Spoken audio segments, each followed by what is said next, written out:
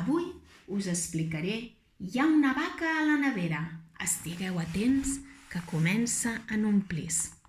Diumenge al matí, la mare em va despertar cridant des de la cuina. Qui ha ficat una vaca dins la nevera? Vaig trigar 2 segons a saltar del llit. No és la primera vegada que ens passa una cosa així. Les bestioles se'ns colen a casa pels llocs més estranys. La mare té una bandada de papallones dins l'estómac. Diu que se li van ficar quan es va enamorar del pare el primer cop que el va veure, amb aquell bigoti i l'uniforme de bomber. El pare té una mosca darrere l'orella. «Tinc la mosca darrere l'orella, estimada», li diu a la mare. «Crec que l'avi de nit s'aixeca per menjar-se la xocolata». El metge ha prohibit menjar xocolata al meu avi, però com que té el cap ple de gris, fa el que li ve de gust i no el castiguen mai. Els gris també han triat casa nostra per quedar-s'hi. Però quan la mare va tornar a cridar «Qui ha ficat una vaca dins la nevera?», vaig adonar-me que es tractava d'un problema més seriós. No és el mateix una mosca que una vaca sencera amb les banyes, la cua i els braguers. La mare no parava de cridar. Les torrades s'havien cremat, el pot de melmelada del barcoc era a terra trencat i la cafetera feia estona que treia vapor. Entre tot aquell enrenou, amb el cap repenjat damunt del pastís de lluç, una vaca de mitja tona s'havia reolit dins la nevera. Dormia tan a gust, però ho aixafava tot. «Qui ha ficat una vaca dins la nevera?», repetia la mare. «Jo no he estat», responia jo. «S'ha de salvar la xocolata», insistia l'àvia amb la boca plena. «Papa!», bramava la meva germana petita. Sort que algú ha tingut una bona idea. Vam agafar el telèfon i vam trucar al pare, o sigui, als bombers. Treure la vaca de la nevera els va costar 2 hores i mitja.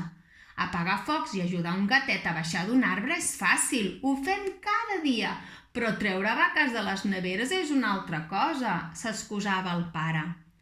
La vaca va emetre un munyit ben llarg, va estirar les potes i va donar les gràcies passant la llengua per la cara de tots els bombers.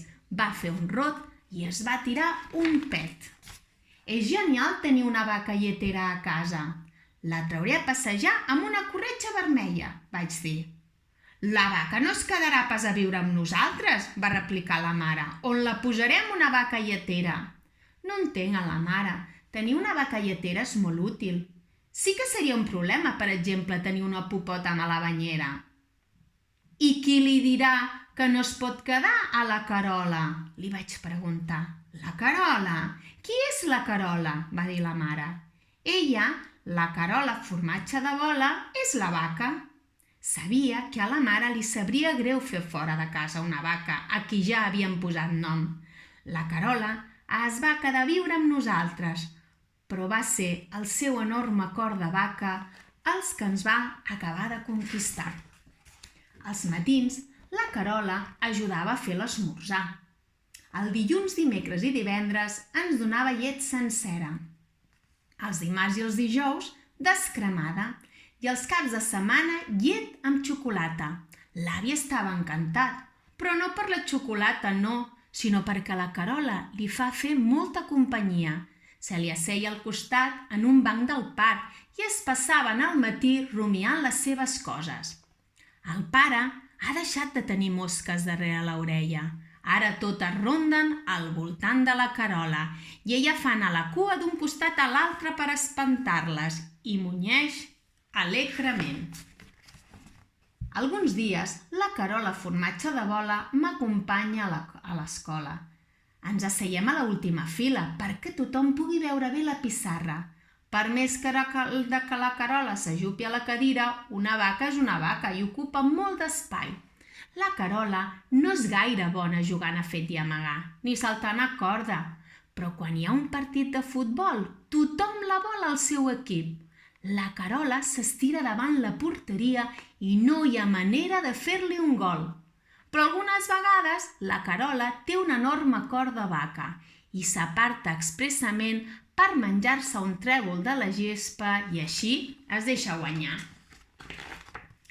La Carola de seguida es va convertir en una més de la família i tot semblava anar bé fins que fa uns dies la mare em va dir: «La Carola no pot viure en aquesta casa, deixa monyigues a l'ascensor i els veïns s'han queixat». Les monyigues són aquelles caques en forma d'ensaïmada que fan les vaques lleteres, també les vaques de carn. Jo les trobo molt gracioses, però fan molta pudor. «Baixarem per les escales», vaig dir per convèncer la mare. «No, no és això. Ahir al parc es va seure en un balancí i una nena petita amb trenes va sortir volant per damunt dels arbres.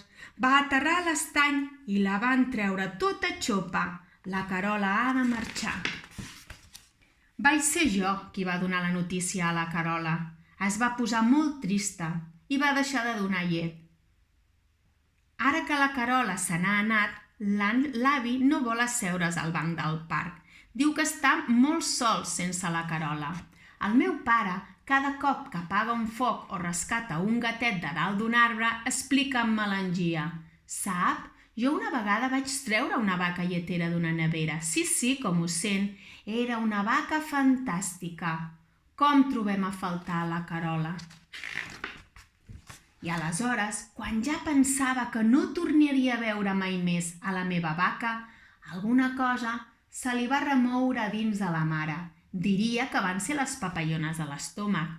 «He estat pensant en la Carola», em va dir. «Com a membre de la família és una mica incòmoda. Obstrueix el passadís, es menja els geranis i fa molt de soroll quan mastega. Però com a vaca és veritablement especial.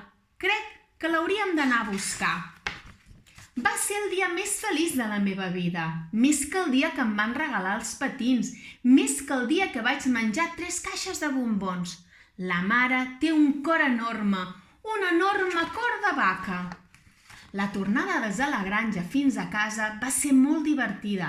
Vam pujar la Carola al sostre del cotxe i la vam lligar amb la corda.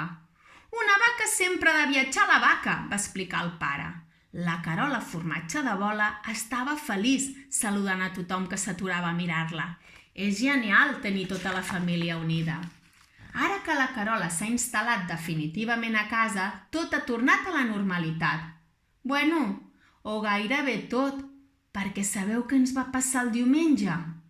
Doncs el diumenge al matí, la mare es va despertar cridant des del bany: «Qui ha ficat un hipopòtam dins la banyera?» Ai, Mare de Déu, ara tenim un hipopòtam a la banyera i una vaca que viu amb nosaltres. I ara què farem? I catacric, catacrac, aquest conte s'ha acabat.